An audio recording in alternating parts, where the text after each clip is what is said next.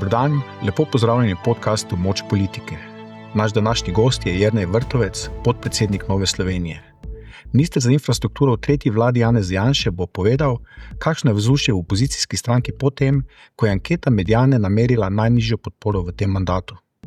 Nekdanji PR-ovec nam bo razložil, če potrebuje Nova Slovenija menjavo na čelu stranke. Pa kakšno je njegovo stališče do volilnega sodelovanja z Janezom Janšo in njegovo SDS. Gost bo tudi ocenil delo Golobove vlade. Dober dan, lepo pozdravljeni v podcastu. Ja, lepo dober dan tudi vam. Pa če začneva kar pri svežih zadevah, Mediana ta mesec izmerila stranki Nova Slovenija najnižjo podporo v tem mandatu. Podpora aprila znaša 2,9%. Zvonijo v stranki vsi alarmi? Glede, anket je več. Mediana je ena izmed njih, prihaja lahko nova Mediana, ki bo mogoče in verjamem, pokazala zdaj odboj. Tudi v preteklosti so bile kdaj raziskave javnega mnenja, pač tako opredeljene, da so pokazale nižjo raven zaupanja, ampak potem se je kaj hitro zgodil nazaj odboj. Nova Slovenija pač stabilna parlamentarna stranka. V prejšnjem mandatu smo tudi pokazali, da znamo voditi odgovorne resorje, da smo pri tem učinkoviti, da se sledujemo ne ideološkost, ampak predvsem to, kar je za dobrobit države, ljudi, gospodarstva.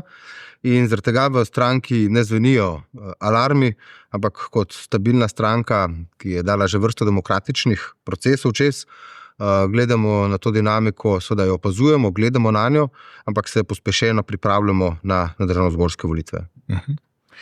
Kako pa si vodstvo stranke, katere podpredsednik ste, razlagate ta padec, ki se je zgodil zdaj v tem obdobju? Zdaj mogoče gre za statističen odklon pri sami raziskavi javnega mnenja. Vi veste, da ne more biti vsaka raziskava javnega mnenja enaka, da lahko pride tudi do določenih odklonov. Glede na delo v državnem zboru, glede na vsa potencial, ki je in tudi trende, ki jih Nova Slovenija zagovarja, potem bi v tem primeru lahko rekli, da gre v tem primeru pač za eno izmed vrsto raziskav, ki jih imamo na razpolago. Počakamo še druge raziskave, tudi novo Mediano, ki jo boste imeli pri vas v delu, in verjamem, da bo ta nova raziskava absolutno boljša. Pa na drugi strani poslanci, funkcionarji, tisti najbolj odgovorni, ki pač moramo skrbeti za pozitivno javno mnenje. Pa ne zaradi nas samih, ampak zlasti zaradi tega, ker sem prepričan, da te programske usmeritve, ki temeljijo na pozitivnem poslovnem okolju, zlasti na razumnih davkih, zavedujoč se, da davke potrebujemo, ampak ne bojo tej razumni, na drugi strani stabilnem zdravstvenem sistemu brez čakalnih vrst, ali pa bodisi pri učinkoviti državi, kar tudi govorimo v smeri debirokratizacije, da te programske usmeritve so potrebne in da jih tudi ljudje zelo močno občutijo. In s tem bomo mi nadaljevali tudi v bodoče. Ampak je ta rezultat teh javnih mnenj povedal tudi, da je čas za menjavo na vrhu stranke. Povedali ste že, da gospoda Tonina, aktualnega predsednika, ne boste rušili na vrhu stranke. Rekli ste, če kdo misli, da lahko razbije enotnost Nove Slovenije in zabije klin med mano, Matejem Toninom in Janezom Ciglerjem Kraljem, se zelo moti in naj si dobi drugo tarčo. Skratka, kaj se o tej temi menjave pogovarjate v vodstvu stranke in z aktualnim predsednikom Toninom? Letos je na vrsti programski kongres. Gre za to, da se stranka programsko dodatno utrdi, da pokaže volilkam in volilcem zlasti to, da smo v programu in v vsebini zelo močni in da imamo odgovore na geopolitične, geostrateške izzive in tudi, da imamo odgovore na problematiko v okviru sedanjega časa v tej državi pod vlado dr. Roberta Goloba.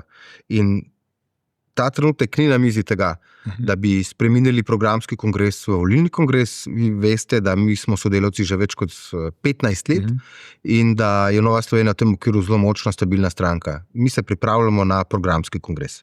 Ampak možnost, da programski kongres preraste volilnega, seveda obstaja in je realna. Ta trenutek o tem ni govora in tega ni na mizi v Novi Sloveniji. Delujemo kot močna ekipa in se odločitve sprejemajo na organih stranke, ne bom rekel v soglasju, vedno se poslušajo in tudi upoštevajo različna mnenja, ampak vi veste, da v stabilnih demokratičnih strankah, ki niso odvisne samo od enega človeka, pridejo do izraza tudi organi stranke, pogovori znotraj same stranke in vodstvo strank, in v tem trenutku, v teh ozirih in v teh okoliščinah, ki so zapletene, tega danes ni na mizi. Povedali ste, da stavite na programsko enotnost, ampak vendarle je menjava na vodstvu stranke tisti vzvod, ki ostane stranki, da poskuša prebiti in se povzpeti v rejtingih, v podpori. Lahko so tukaj različni prijemi. Jaz verjamem, in še enkrat poudarjam, verjamem, da je ta odklon, ki se je zgodil po tej anketi, da gre morebiti za trenuten odziv volilnega telesa ali pa za določeno napako, kar pa ne pomeni, da je to neka dolgoročen trend. Seveda, da resni politiki spremljamo trende, tudi trende v družbi, in na to smo v Novi Sloveniji dajemo programske in vrednostne odzive, tudi z delom v Državnem zboru. Vi govorite torej in me sprašujete o zamenjavi trenerja po 2 porazih. Ne zvonijo nobeni alarmi ta trenutek, da bi bilo to potrebno, niti znotraj članstva stranke je situacija zelo stabilna. Trdim, da smo med prvimi 3 najbolj organiziranimi strankami v državi z izjemno močnim članstvom in tudi izjemno močno vsebino. Kako pa je razpoloženje v stranki med članstvom? Si želi članstvo te kadrovske spremembe na vrhu pred naslednjimi volitvami, ki bodo najverjetneje redne? Tovrstnih pobud jih jaz ne vidim, oziroma jih ne slišim, da bi prišlo do tega. Lahko rečem, da v bistvu članstvo diha kot eno z vodstvom stranke. Ta trenutek se to zlasti vidi pri tem, ko trdim, da dajemo zelo dobre pobude v Državnem zboru na aktualno problematiko, zlasti kar se tiče poslovnega okolja, na primer normirancev in tako naprej, zdravstva, in se članstvo odziva pozitivno na tovrstne programske usmeritve in pobude. Zaradi tega, v politiki tudi do volitev je še 1 leto časa, če bodo to seveda redne volitve. Je še veliko časa in karte se lahko še mnogokrat premešajo. Tukaj mi govorimo sedaj lahko tudi o določeni statistični napaki, določenih odklonih ali pa določenem navdihu, ko imajo nekatere stranke zelo močne odstotke.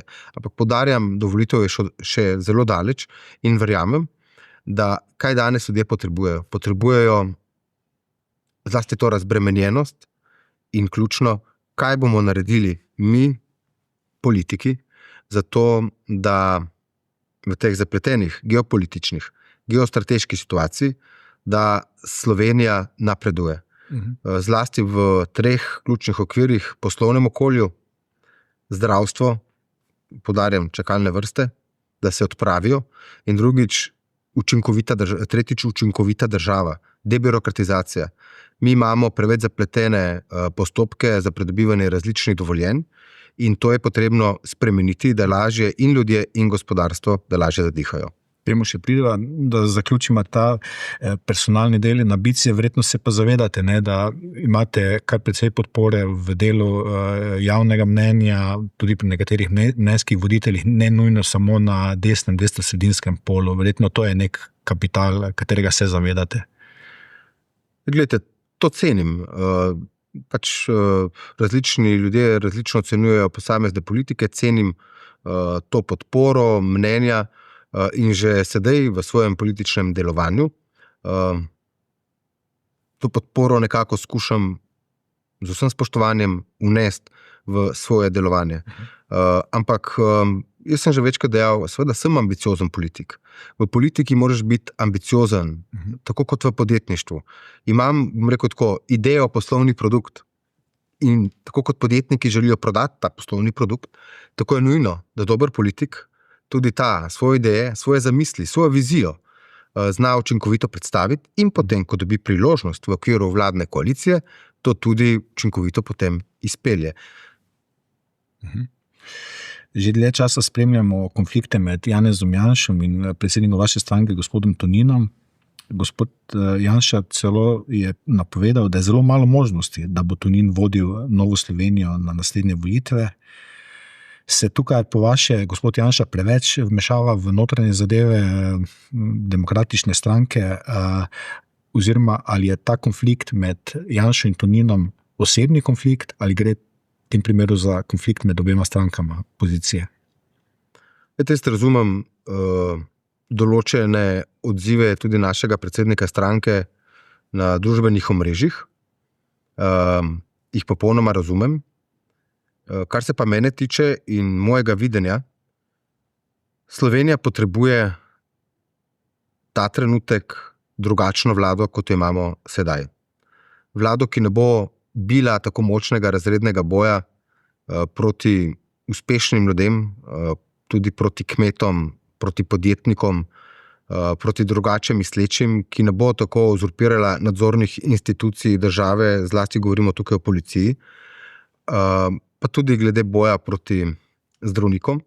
In če imamo v okviru to, da potrebujemo drugačno vlado, je meni najbližja vlada desnosredinska vlada. Delovanje v okviru desnosredinske vlade in opredeljevanje, kdo je predsednik vlade, pa stvar nenazadnje tudi volitev in zaupanja volilnega telesa. Jaz lahko rečem to, da je Nova Slovenija ključnega pomena kot politična stranka, da pride do desnosredinske vlade. Odstotek, ki ga dobi Nova Slovenija, je nadvse pomemben, če želimo imeti tudi učinkovito desnosredinsko vlado. Ta dinamika drugačne vlade bi bila ta trenutek prepotrebna, tudi zaradi tega, da se lahko razbremenijo določene okoliščine vis-a-vis te prenapetosti, ki ta trenutek obstaja v naši družbi. Če se vrnem še prej k Janši, njegovi izjavi, ki sem jo prej omenil, ali vse skupaj pomeni, da ste, Janša je odpisal Tonina na nek način, vse skupaj pomeni, da ste za Janšo, na primer, vi bolj sprejemljivi, oziroma kdo drug. Namreč vi pravite, da ste pripravljeni sodelovati z vsakim pri iskanju ključnih točk za vizijo te države, tako z Janšo kot z Golobom.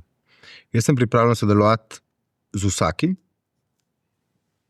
ki bo najprej povrnil krivice, ki jih je naredila ta vlada, do podjetnikov, do gospodarstva, do normirancev.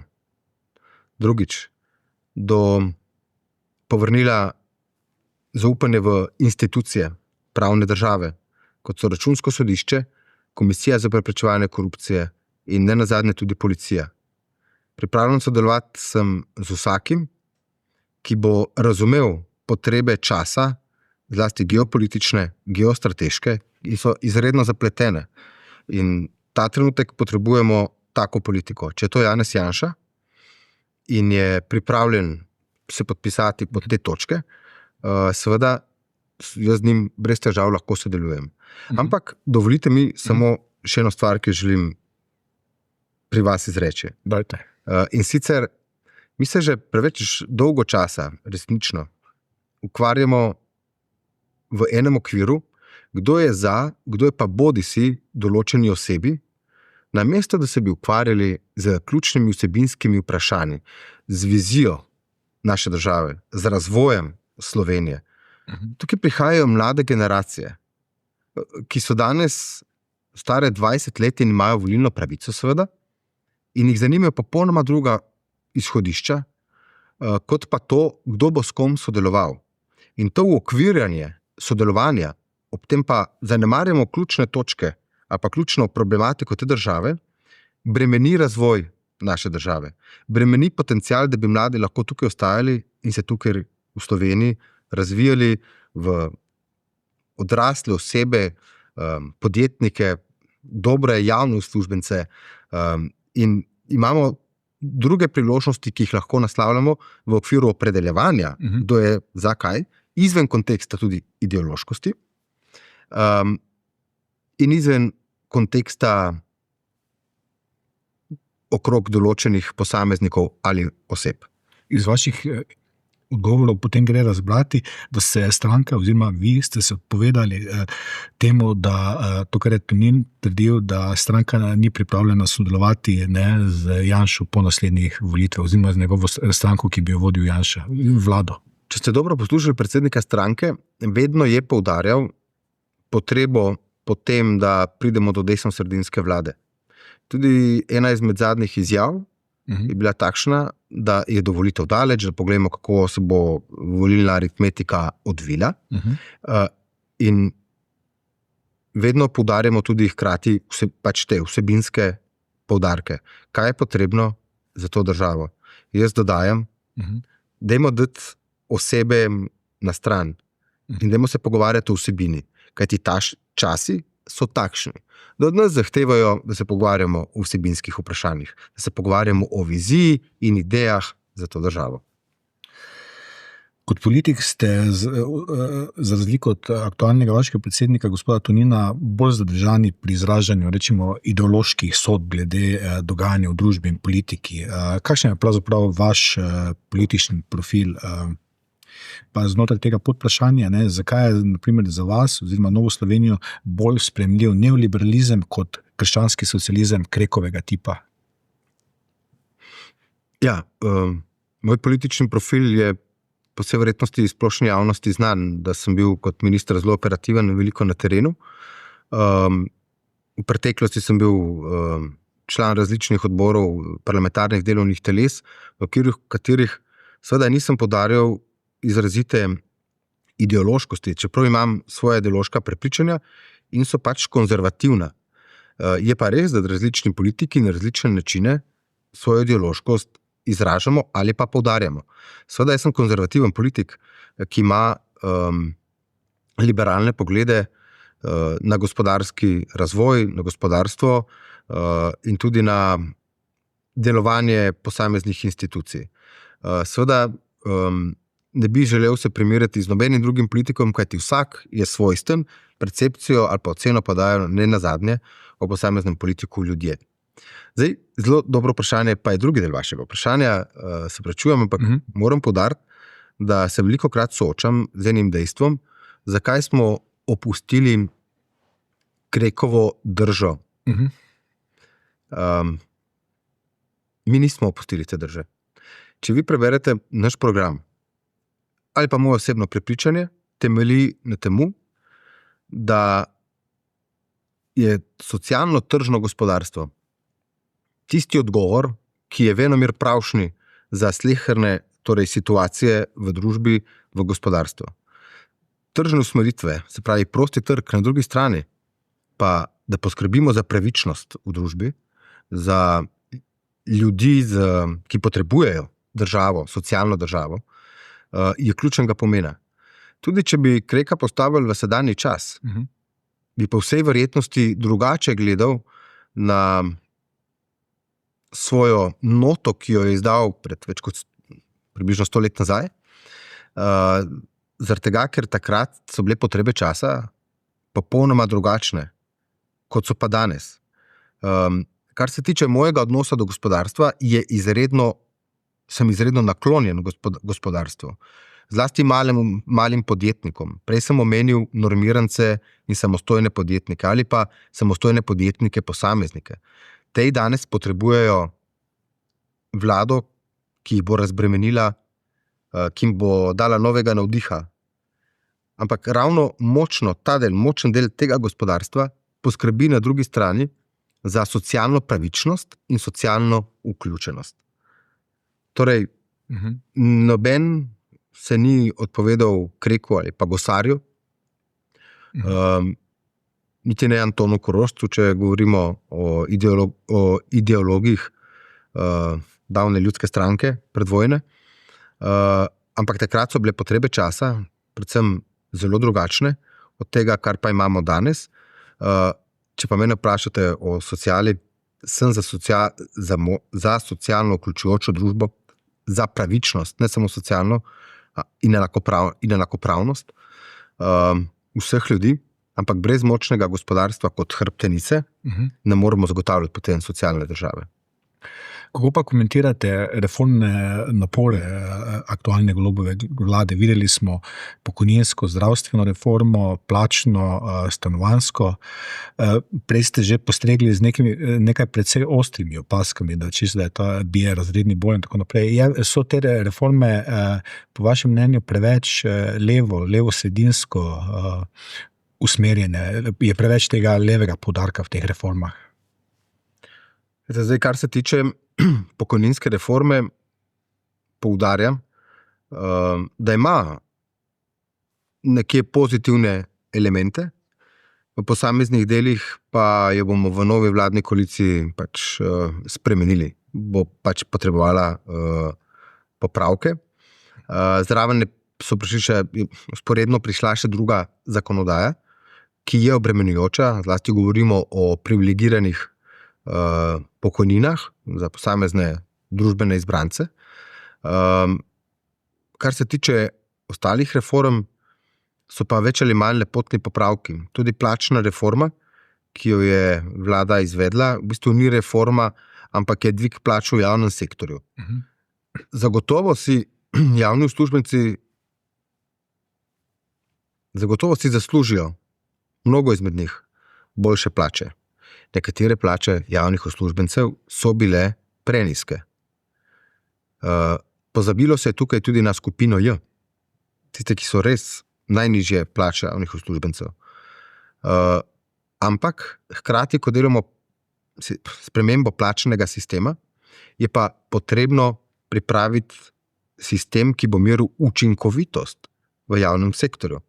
Kajti nesprejemljivo je, da se nekomu dvigne plača v javnem sektorju, hkrati se pa pri tem javnem uslužbencu postopek pridobivanja gradbenega dovoljenja vleče in vsi ostali postopki prav tako. Se pravi, brez merjenja učinkovitosti v javnem sektorju je nemogoče reči, samo dvignili bomo plače. Nenazadnje te plače dvig plač financira gospodarstvo. To dejstvo. In učinkovitost gospodarstva. Seveda tukaj je ta simbioza med gospodarstvom in tudi javno upravo. Ampak hkrati javni sektor, torej gospodarstvo tudi potrebuje, ampak ta pa mora biti učinkovit. Se pravi, poenostavitev postopkov, pridobivanje gradbenih dovoljenj, drugih upravnih dovoljenj, trajajo te postopki predolgo. Sam, kot minister, sem se s tem soočal in vam povem, da je nesprejemljivo, da postopek pridobivanja gradbenega dovoljenja za 3. razvojno os proti Beli krajini, da traja več kot 5 let in še danes ga ni. Zame je to nesprejemljivo in bi morali zvoniti vsi alarmi, zakaj se to dogaja. Okay.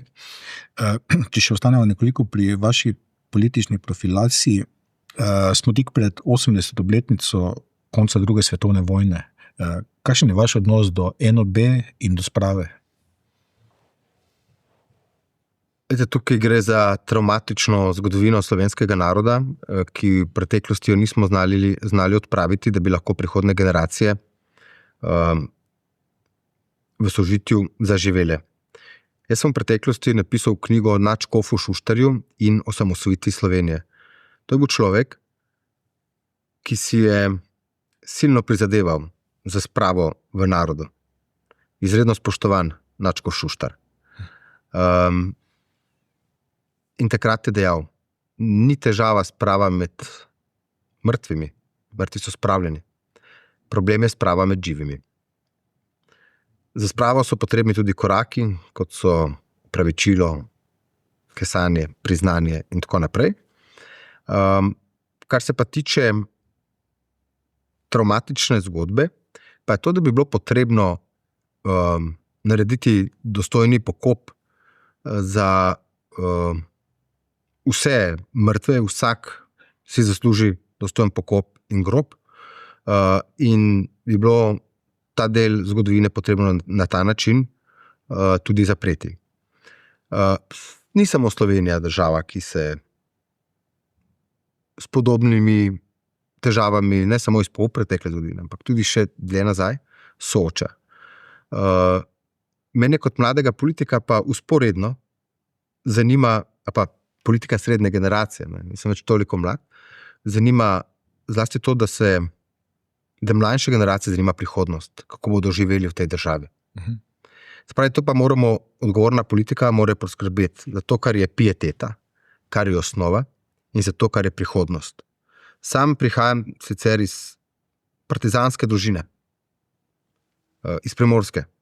Partizanske družine, moji predniki so bili tudi člani Tigra, pripadniki, in pri tem razumevanju slovenske polpretekle zgodovine nimam popolnoma nobenih težav se z njimi soočati na ta način, da bi lahko v miru in sožitju se soočala slovenska družba z izzivi, ki so pred nami. In to potrebujejo mlajše generacije. Seveda pri tem se je v preteklosti prevečkrat na dnevno-politični ravni izkoriščala ta ideološkost. Se pravi, ta ideološkost in razlike so se izkoriščale, da so posamezni politiki na tem valu lahko tudi pridobivali, da bom rekel, politične točke, ampak dodatno ozurpirali, na primer, politični prostor. Iz travmatičnih zgodb je nepietetno, da se to tako počne, in človek mora človeku narediti to, kar se mu pritiče, vse najboljše. Tudi mrtvemu. Globoko je slovenska politika zakorakala v predvolilno leto. Vrnil bi se na položaj na desno-sredinskem polu. Izjavili ste, da je leto dni pred volitvami čas, da se na desnem polu nehamo prepirati in gremo na volitve po zmago. Zanima me, koliko se pri vas, v vaši stranki, bojite Logarjevih demokratov, koliko se dejansko zažira v vašo volilno bazo? Mi gledamo nase in na svojo stranko, na svoja programska izhodišča, na svoje kadre. Seveda spremljamo dogodke v drugih parlamentarnih strankah, ampak jaz imam tukaj občutek, da ta sodelovanje, zlasti tudi, prihajajo nove generacije tudi na desno sredino, in da to sodelovanje desna sredina potrebuje. Tudi sodelovanje novih generacij, novih ljudi, ki prihajajo na desno sredino. Če bomo počeli enako na desnici, kar smo počeli v preteklosti, potem zmage si ne moremo obetati. Če pa bomo počeli nekaj novega, nekaj izven tega, kar je že bilo preizkušeno v zadnjih 2-3 volitvah, potem verjamem, da se lahko nadejamo uspeh. Pa ne zaradi nas samih. Še enkrat povem, da desno-sredinsko vlado potrebujemo zaradi tega, da se naredi na 3 ključnih točkah lahko preboj in razbremeni državo iz te uzurpacije, ki smo ji priča sedaj, v sedajnem času. Vendarle, imeli ste novo generacijo, del te nove generacije je tudi gospod Logar. A vidite vi možnost, da bi na desni sredini nastal tako imenovan tretji blok, ki bi vključeval poleg vaše stranke tudi demokrate, Slovensko ljudsko stranko, Fokus, morda še koga? Je to realna možnost pred volitvami? Seveda, da je realna možnost, kajti v politiki je možno vse. In politiki med seboj se moramo pogovarjati.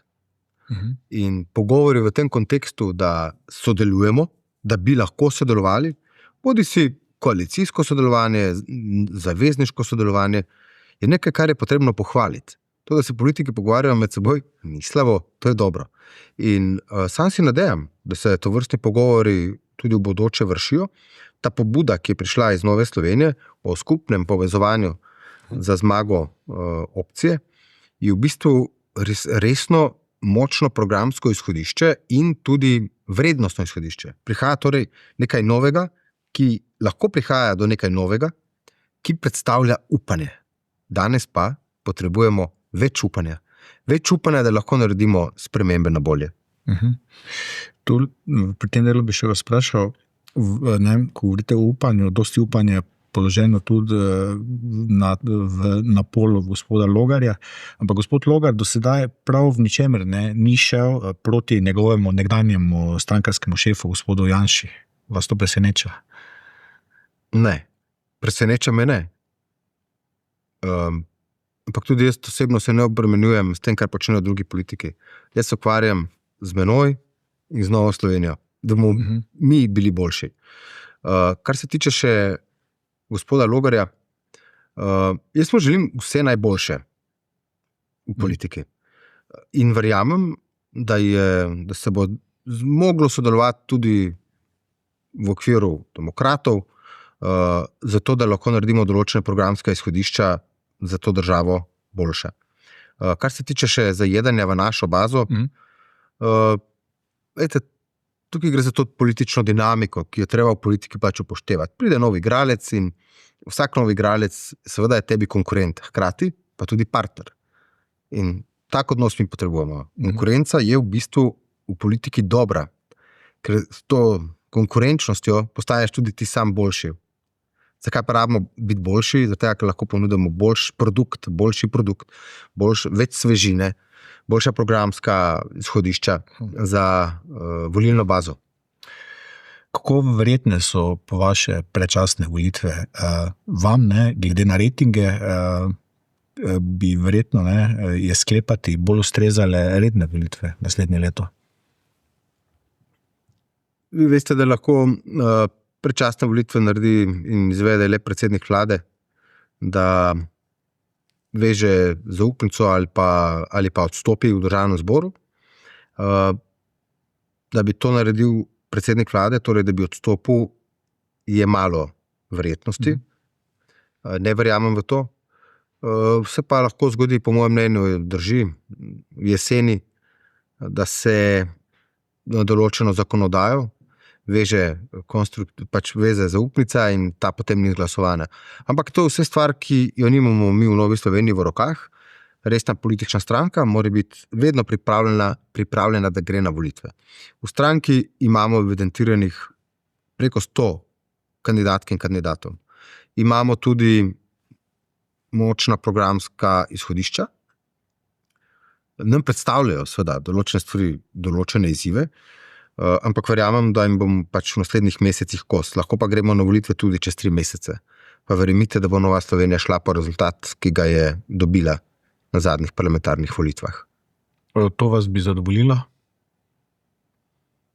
Vedno treba primerjati rezultat v danih okoliščinah. In kaj pomeni tvoj rezultat za spremembo v tej državi, mogoče za spremembo vlade in za spremembo tega, da Slovenija lahko lažje zaživi in da se lahko normalno razvija. Se pravi, rezultat je odvisen tudi od posameznih okoliščin, v katerih smo, so pa te izjemno zapletene in potrebujejo izjemno odgovorno politiko. Koliko podobnosti in koliko razlik opažate pri stilu vodenja vlade pri Janezu Janši in Robertu Golobu? Zdaj, stil vodenja interno, Roberta Goloba ne poznam, ker nisem del njegove vlade. Sem bil del vlade Janeza Janše in prisoten na vseh vlade. Mogoče vseh stvari v določenem trenutku seveda nisem doumel ali pa sem jih skušal razumeti. Težko je primerjati, veste, dva politika pri stilu vodenja. Mene moti samo to,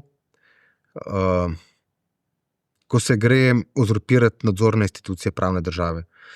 In to ta trenutek vidimo pri vladi tudi Roberta Goloba. To me boli. To, da recimo uhajajo posnetki iz zaslišanj iz Nacionalnega preiskovalnega urada. To, da imamo problem z Računskim sodiščem in zaradi tega, ker ima vlada problem z Računskim sodiščem, jim odreže del finančnih sredstev, to ni v redu. To ni v redu. Obstaja pa ena razlika, da v vladah, ki jih je vodil Janša, sem podrobno spremljal medije že od svojega 19. leta starosti, so bili zelo močan element mediji tisti, ki so nadzirali delovanje vlade. Ta trenutek ni nujno, da to vedno tako. Ne? Drži v zadnjem času veliko bolj kot pa na začetku tega mandata, moram reči.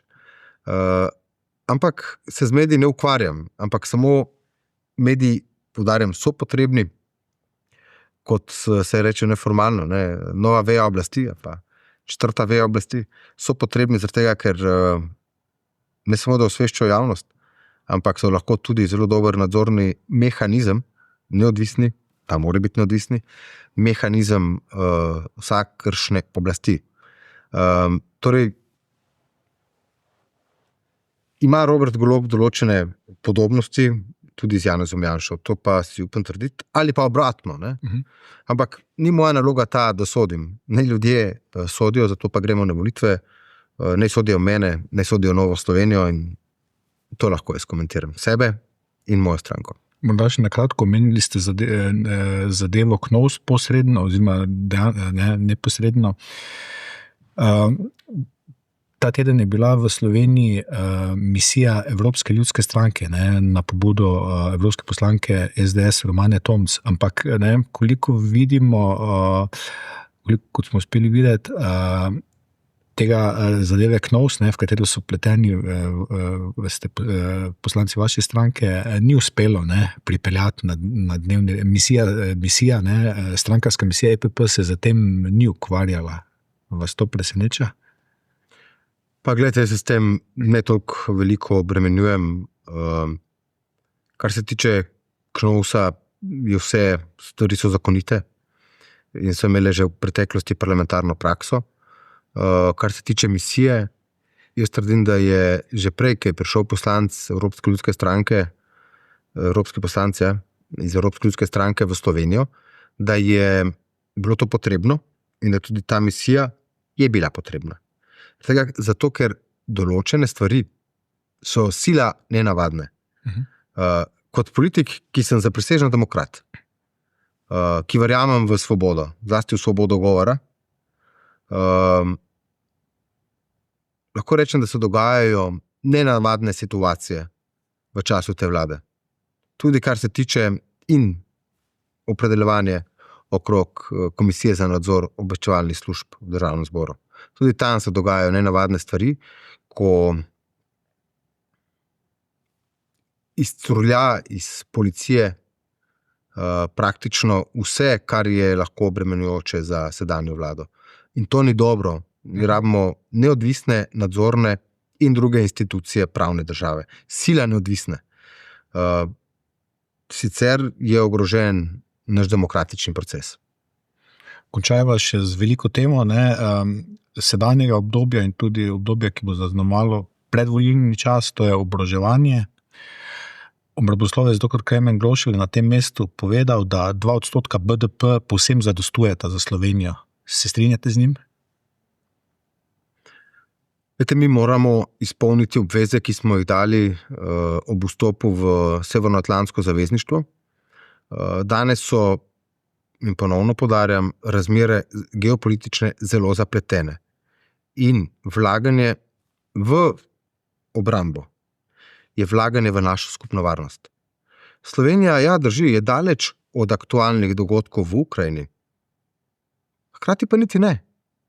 Samo ena država nas loči do Ukrajine. Imamo Zahodni Balkan in problematiko, s katero se Zahodni Balkan danes ukvarja. In naša skupna varnost je lahko le v okviru naših zavezništev. Samo skupaj je Evropa močna. In bom to dejal. Mogoče z razliko od drugih desno-sredinskih politikov tudi v Sloveniji bi poudarjal vlogo suverenizma. Ampak v določenih segmentih, kar se tiče diplomacije, zunanje politike, varnosti, obrambne politike, mogoče tudi del fiskalne politike, bi morali se pogovarjati tudi v okviru nadgradnje suverenizma, tudi v določene oblike federalnih ureditev. Zlasti na teh 3-4 področjih potrebuje Evropska unija nadgradnjo, kajti Evropska unija, kakšnakoli je, z vsemi težavami, nima alternative. Alternativa je le močna Evropska unija. zlasti napram dogodkom, ki jih imamo v Združenih državah Amerike, na Kitajskem in v Rusiji. Ta trenutek pa nas niti ni za mizo, ampak smo v 5. vrsti ob mizi, če ne celo na mizi, za obet nekome. Ne? In hočem poudariti, da zavedanje, da je potrebno več vlagati v skupno varnost, kar pomeni lahko tudi v več inovacije, v moderne tehnologije, v cyber security systems in tako naprej. To je ena izmed nalog naše vlade, se pravi, da dosežemo zaveze, ki smo jih dali. Torej, na kratko 2% dovolj ali ne? Jaz mislim, da ta trenutek bomo pa bili pred izzivom, da bomo tudi ta odstotek morali dvigniti. V kakšnem okviru je seveda vprašanje. Ali na takšen način, kot govori tudi predsednik vlade, da lahko vlagamo več v infrastrukturo, ki je tudi vojaškega pomena. In tukaj bi rad poudaril našo geostrateško lego. Naprimer, Luka Koper je najsevernejša jadranska luka, kjer imamo priložnost, ker je država lastnik, brez kitajskih skladov državnih v lastništvu, kot je naprimer Trstor. In v tem segmentu ima Slovenija določene priložnosti, zlasti skozi infrastrukturo, tudi energetiko, skozi znanost. Ampak gledajte, ta odstotek se bo absolutno moral dvigniti, 2% bo po mojem mnenju premalo, lahko začasno govorimo o 2%, je pa en problem in sicer ta, da se tudi to temo, ki se tiče varnosti, se izkorišča za dnevno politično obračunavanje, za šov tudi v državnem zboru. O tem se moramo mi resno pogovarjati. Kajti, zakaj resno? Zaradi tega, ker mogoče to celo presega dnevno politiko, ampak strateške politične usmeritve. Odgovornost je tukaj zelo pomembna. Zaradi tega, ker res govorimo o največji možni vrednoti, ki je predpogoj za vse. To je mir. Zagotavljanje miru. Seveda gre vzporedno topovi in maslo. Vzporedno mora iti to. Pravi, kajti brez masla, brez topov, tudi potem masla ni. Pravi, vzporedno gre in ta odstotek dolgoročno 2%. Premalo. Gospod Vrtovec, hvala za obisk in sodelovanje. Hvala tudi vam in hvala za ta pogovor.